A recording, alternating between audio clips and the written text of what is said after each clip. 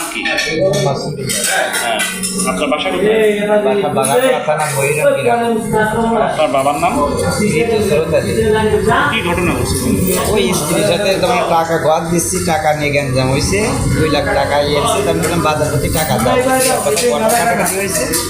কথা কাটাকাটি হওয়ার পরে এবার সে টাকা নিয়ে চলে গেছে, আমার স্বর্ণ মন্ডল নিয়ে চলে গেছে সব, আমার স্ত্রী।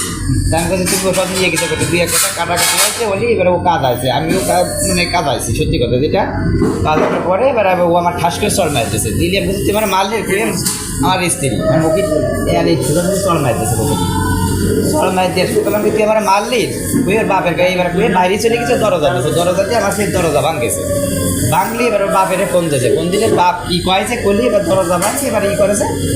আমি এবার ঘরের ভিতরে বাপের মানে আমার বাড়ি তো কেউ নাই, আমার বাপ রেখেছে, আমার মা দিয়ে বাড়ি ভাই ছোট্টা আছে, গরু ব্যবসা করে, ও বাড়ি নেয়। এবার আমি মানি ব্যাগ নিয়ে আসতে গেছি, আর ওই অবস্থা আমার কুপাইছে, তোমার ওই দরজার উপর দিয়ে এরকম গেছি, কিন্তু কুপাইছে, কুপাইলে বাগাপাড়ায় গেছি হসপিটালেতে মনে করে ওই অবস্থায় মনে করেন কি ফিরে দিয়েছে, ফিরে দিলি এখানে আইসি, আর থানায় জিডি করেছে, আমার শ্বশুর আমার উকিল দিয়েছে, ওই দেখে যা বা দশর হয় আর চবানি ভাঙবো, কোর্টে মৌরিগিরি করে, 10 কোটে মৌরিগিরি করে, না না কেউ আসেনি আমার সাথে। এর আগে আমার মা মারেছে, আমার বাইরে মারেছে, কেস করে ব্যবসা ফেলে তুলে রাখছে। মোহাম্মদ ফাতেমা খাতুন, বাসা সুজলপুর গ্রাম। হ্যাঁ, মোহাম্মদ মুশিয়ার রহমান। এই জোরে আপনার এই জোরে হয়েছে? হ্যাঁ, বাচ্চা একটা ছেলে আছে 2 বছর 2.5 বছর বয়স। বাইরে আসেনি? কখন কুপাইছে? আমার মা আরে মারেছে, আমার বাইরে মারে কেসে ঝুলেছে দিয়ে সমস্ত দোষ আমার পরে চাপাইছে। এখন কি আমার মা বাবার কাছে কি আমার সে মুখ আছে কথা বলার?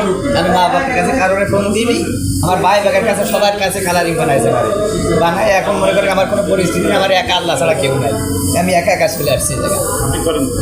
আমি আছি মাস্টার্স কমপ্লিট করে, আমি ব্যবসা বাণিজ্য করতাম, কাঁচামালের ব্যবসা করতাম। আর কখন ঘটনাটা ঘটে? 2টার দিকে বাগারপাড়া গেছি, বাগারপাড়ার থেকে এবার ফিরে দেওয়ার পরে বৃষ্টি হয়েছে। শ্বশুর কি বলবো? উনি বলতেছে কি বাগারপাড়ায় তোমার কিছু হয়নি, নিজে নিজে কাটিয়েছো, তাই বলতেছে বাইরে কয়ে দিয়েছে খুব বাইরে দিয়ে আবার আইসে কি করেছে কথা, তো বেল মারতেছি আই নিয়ে চলে গেছে।